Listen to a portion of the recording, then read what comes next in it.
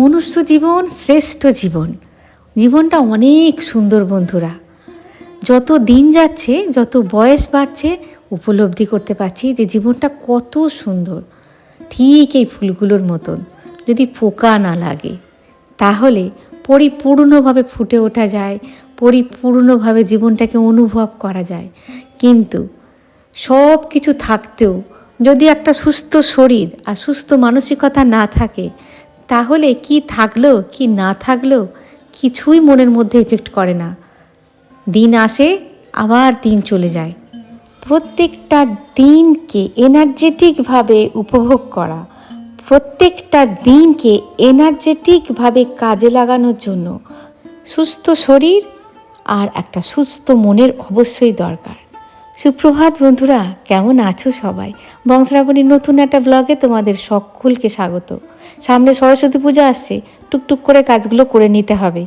আর দিনকে আমি চাইলেও বাড়াতে পারবো না, আর এনার্জিটাকেও চাইলে আমি বাড়াতে পারবো না। যেটুকু এনার্জি আছে, যেটুকু সময় পাচ্ছি দিনের বেলা, সেইটুকুকে একটুখানি এদিক ওদিক করে কাজে লাগিয়ে নিতে হবে। আর সংসারও তো ছাড়নেওয়ালা নয়, সমস্তটা বুঝে নেবে যে আমার কি দায়িত্ব, আমার কি দায়িত্ব নয়, এটা সংসার চোখে আঙুল দিয়ে আমাদের দেখিয়ে দেয়। সুতরাং ও তো আমাদের ছাড়বে না, সংসারও তো আমাদের ছাড়বে না, তার মধ্যেই সব কিছু করতে হবে। কিন্তু এনার্জিটাকে পাই কোথায়, সেটা নিয়েই আজকে মূলত ভিডিওটা। তবে হ্যাঁ, ডেলি লাইফস্টাইল ব্লগার তো ডেলি কাজগুলো একটুখানি নিজেও করি, তোমাদের সঙ্গেও শেয়ার করি। ব্যাস চলো, ওদিকে টুকটাক মোছামুছি হয়ে গেছে, এদিকে ছানা হয়ে গেছে। গতকাল বেটা একদম দুধটা খাইনি, ওটাকে করে রেখে দিয়েছি ছানা। আর এদিকে কাবলি ছোলা, বেশিরভাগটাই কাবলি ছোলা, মানে 90% কাবলি ছোলা, 10% হচ্ছে ঘুগনির মটর দিয়ে ভিজিয়ে রেখে দিয়েছি। আজকে এইটাই হবে আমাদের ব্রেকফাস্ট। দুটো আলু, একটা টমেটো, তোমাদের তো আমি শেয়ার করেই দিয়েছি 3-4 দিন ধরে। 3-4 দিন প্রায় করা হয়ে গেল এরকম ফাঁকিবাজ ওয়েতে একটা সুন্দর ঘুগনি করার একটা প্রসেস তোমাদেরকে আমি দেখিয়েই দিয়েছি অলরেডি। যাই হোক, নুন দিয়ে এগুলো দিয়ে সব সিটি দিতে দেবো, দিয়ে চলে যাব। প্রভু ডাকছে বাগানে, একটু বাগানে আমাকে যেতে হবে, কেন কতগুলো গাছ ইধার থেকে উধার শিফটিং করবো কিনা ও মানে আমাকে বলছে এগুলো এখানে রাখবো। আসলে বাস্তু মতো বেশ কিছু গাছও এদিক ওদিক করে ফেলেছে, মানে বাস্তুর বাইরে যেগুলো করা যায় না সেগুলো করে ফেলেছে। অপরাজিৎ গাছটাকে নিয়ে চলে গেছে ওই দিকে, ওগুলোকে সব নিয়ে আসতে হবে।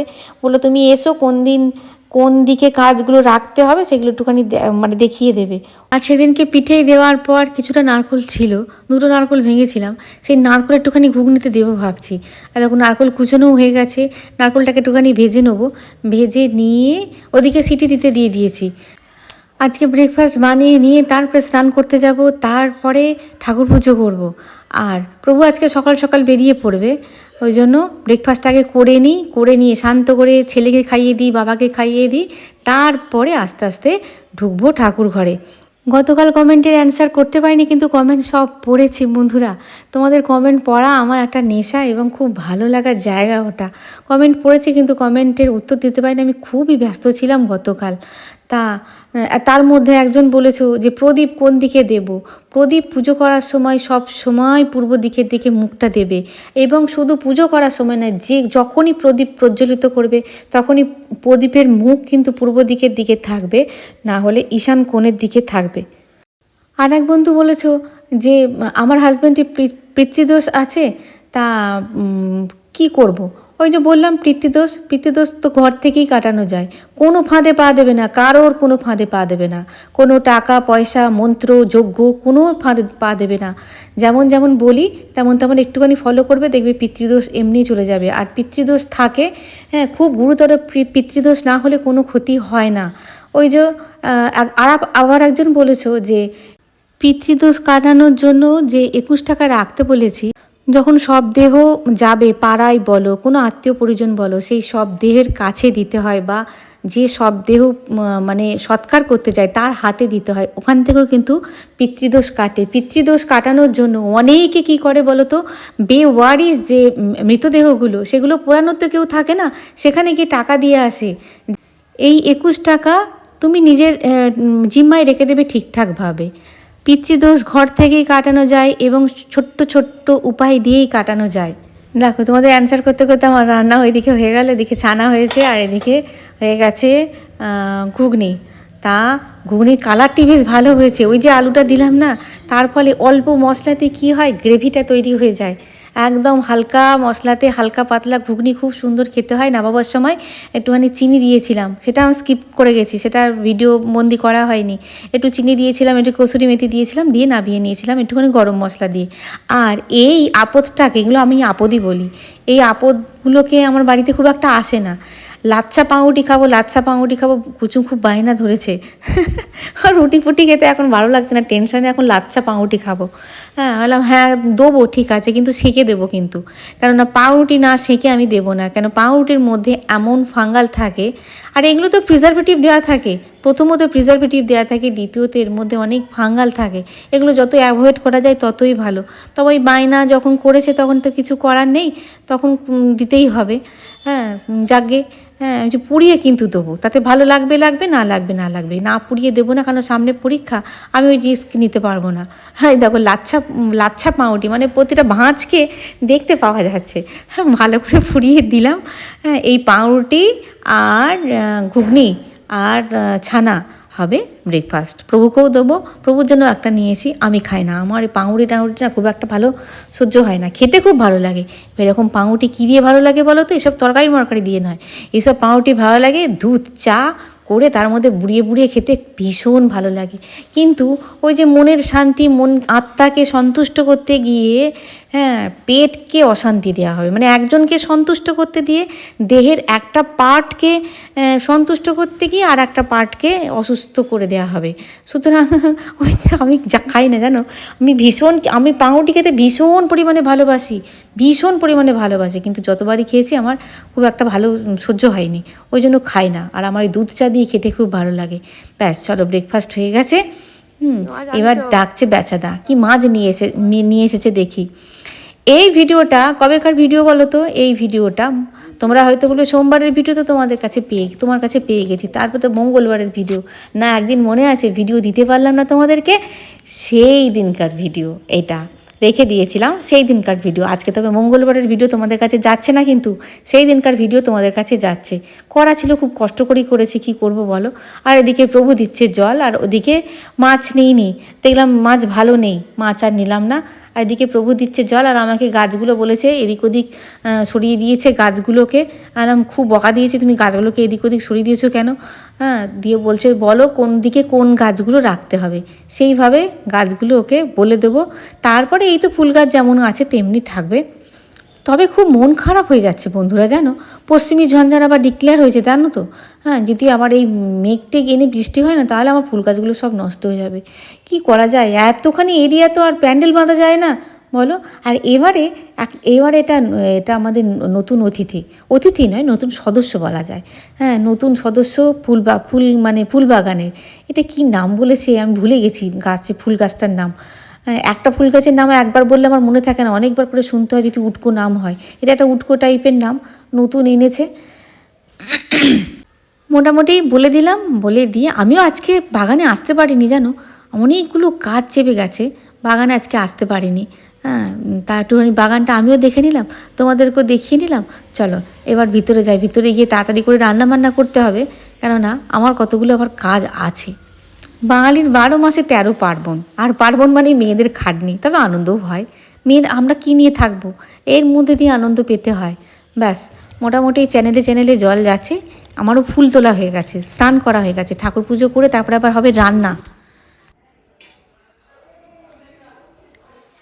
हाथ पकड़ लो बनमाली, नहीं तो डूब जाएंगे, कुछ ना बिगड़े हमारा, लाज तुम्हारा जाएंगे, दिल के दर्द सुनाए किसी को, किसी ने सहारा ना देगा,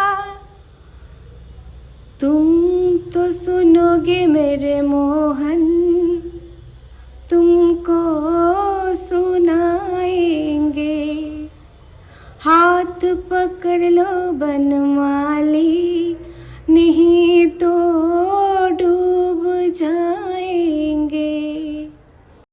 যদি সত্যি সত্যি হাত ধরার কেউ থাকে তাহলে কিন্তু উনিই আছেন।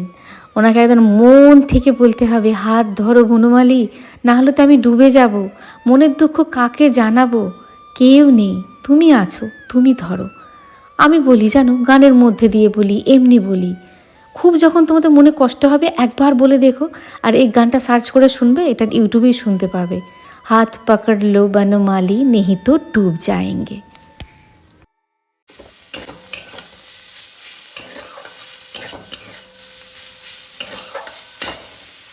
বাচ্চাটা এনেছিল মৃগেল মাছ, ছোট্ট ছোট্ট বাটা মাছ, তারপরে বড় চালানি মাছও এনেছিল। আজকে মাছ কিনতে ইচ্ছা হলো না, ভালো লাগলো না, মাছ নিইনি।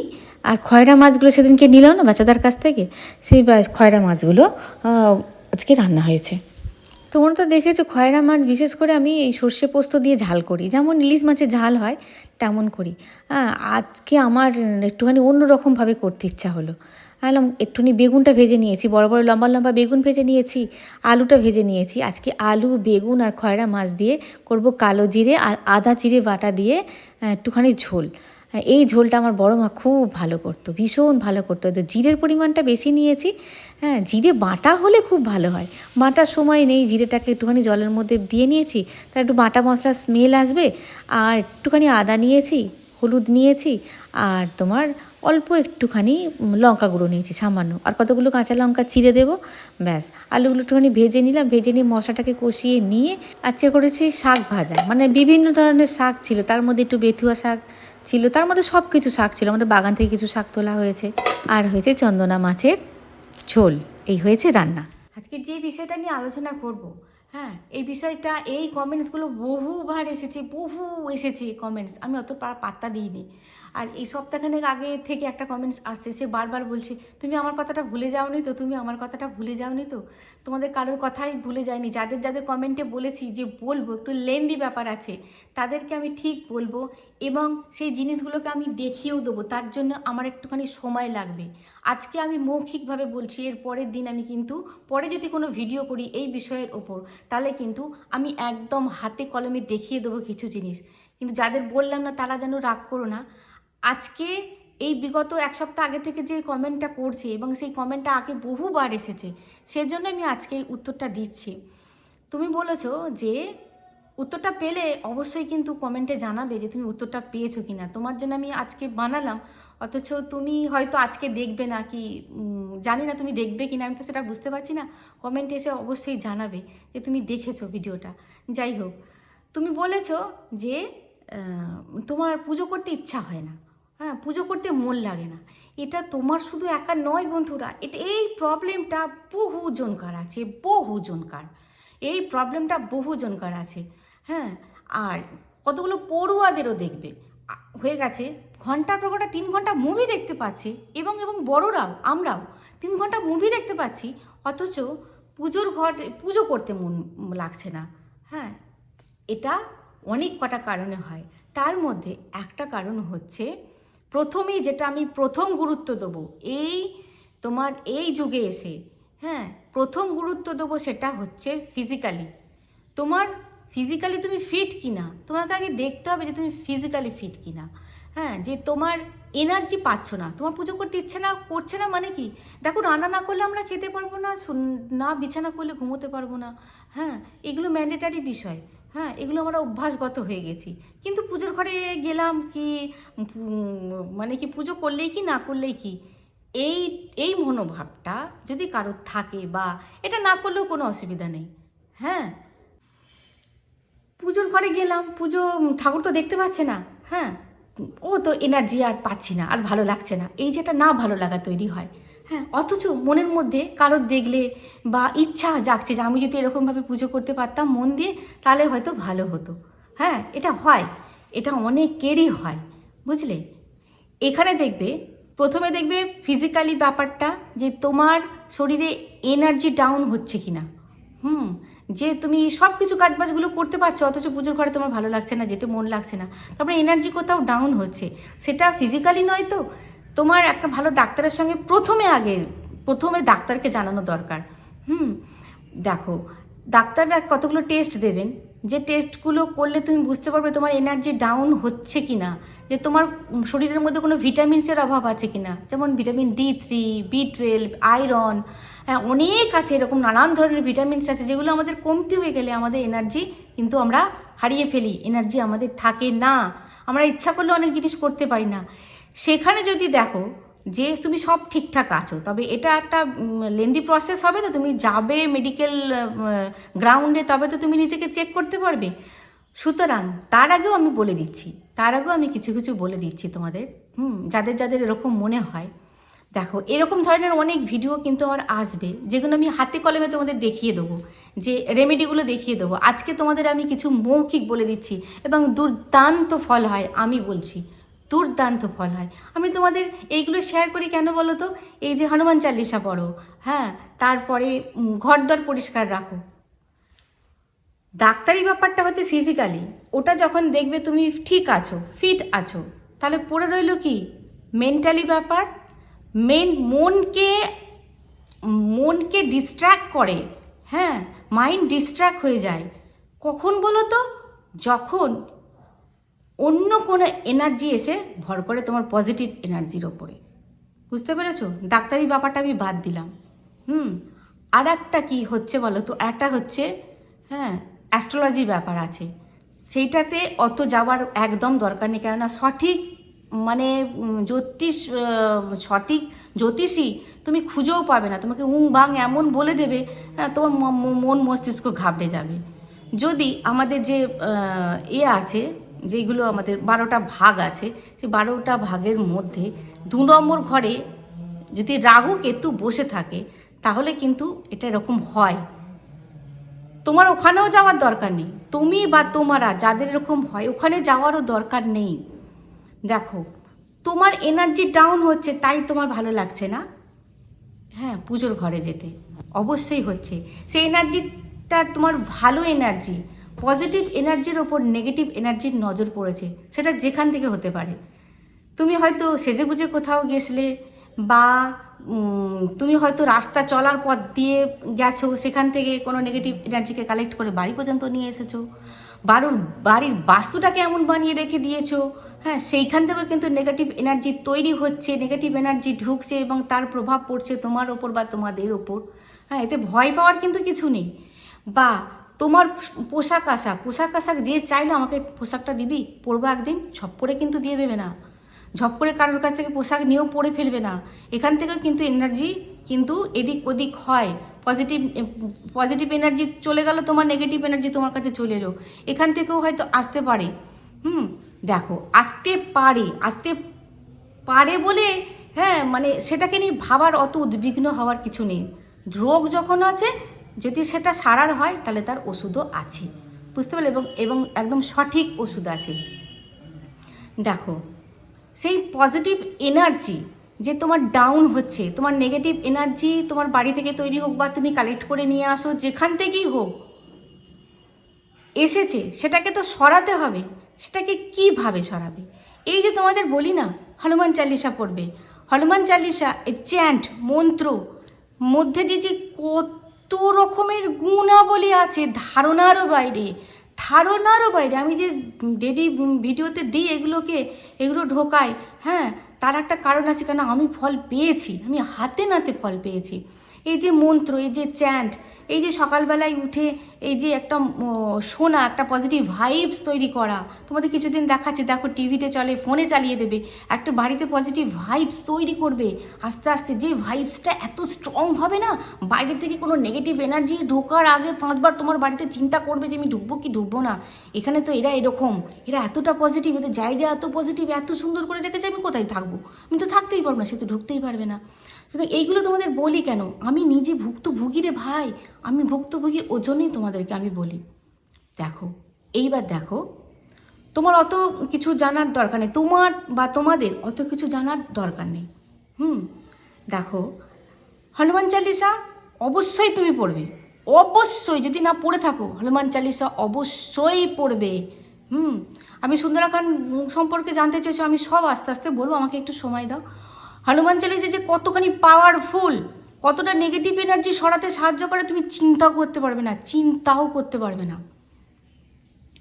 তারপরে করবে কি, বাড়িঘর একটু পরিষ্কার পরিচ্ছন্ন রাখবে, নিজেকে একটুখানি পজিটিভ রাখবে, একটু ফিজিক্যাল এক্সারসাইজ করবে, একটু ভালো ডায়েট নেবে।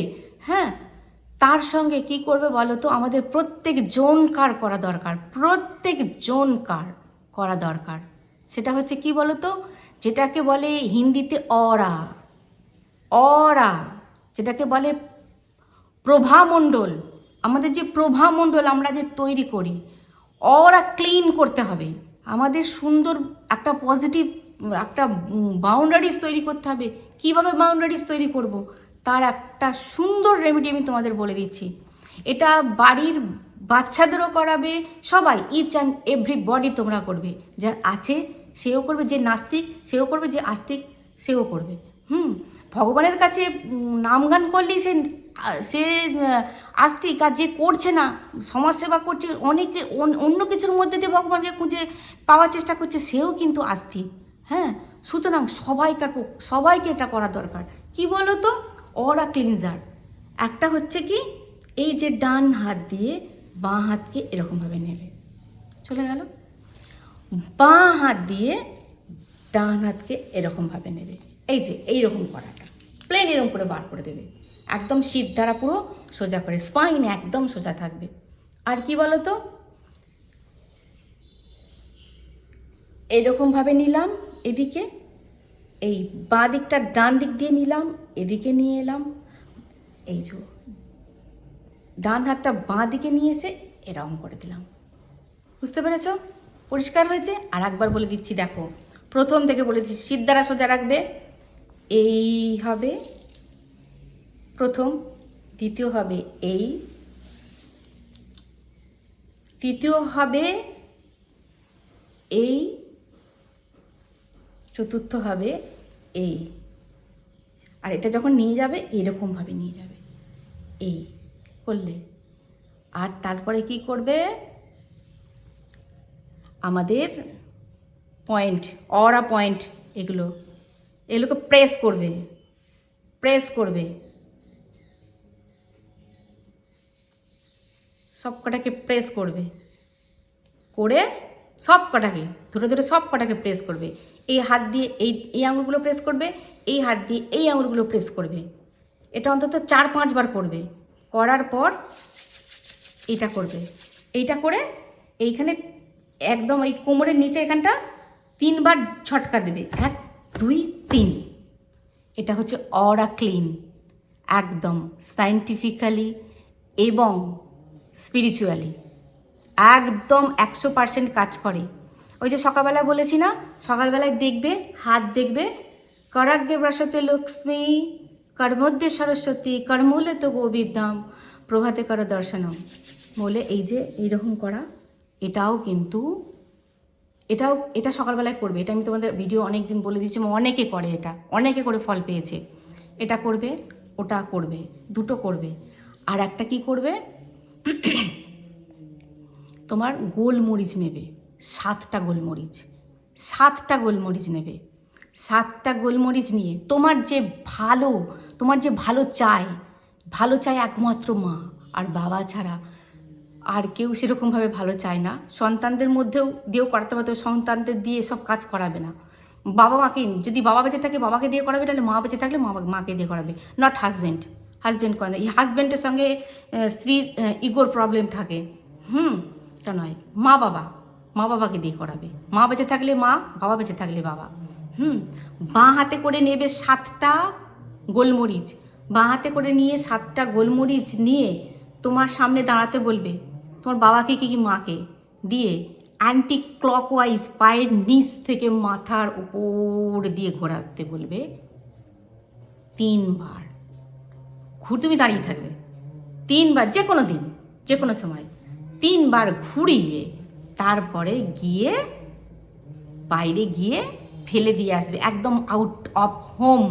বাইরে গিয়ে এরকমভাবে ফেলে দেবে, কারণ অন্যের জায়গা নয়, কিন্তু অন্যের জায়গা নয়, হয়তো ডাস্টবিন পেলো, ডাস্টবিনে ফেলে দিয়ে কিন্তু তাকাতে বারণ করবে, কিন্তু তাহলে ওইটা কিন্তু আবার তার কাছে চলে আসবে।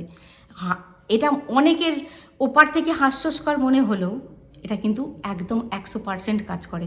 ফেলে দেবে, দিয়ে একদম দেখবে না, সে বাড়ি চলে আসবে। এটা করতে থাকো, আর যেগুলো বললাম সেগুলো করতে থাকো। এক্সারসাইজ করো, সুন্দর ডায়েট নাও, ডাক্তারের সাহায্য নাও, হ্যাঁ, আর এইগুলোও করো, 100% ফল হবে, 100% ফল হবে। আরও কিছু রেমেডি আমি হাতে করে দেখিয়ে দেবো এবং অন্যান্য ভিডিও আমার আসতে চলেছে, তখন সেইগুলোও তুমি করবে, সেইগুলোর সঙ্গে সেগুলোও কিন্তু তোমার কাজ হবে। তবে একটা ভিডিও সব কিছু বলা যায় না, পরের ভিডিওয় নিশ্চয়ই বলবো। আজ আসি বন্ধুরা, খুব ভালো থাকবে, খুব সুস্থ থাকবে।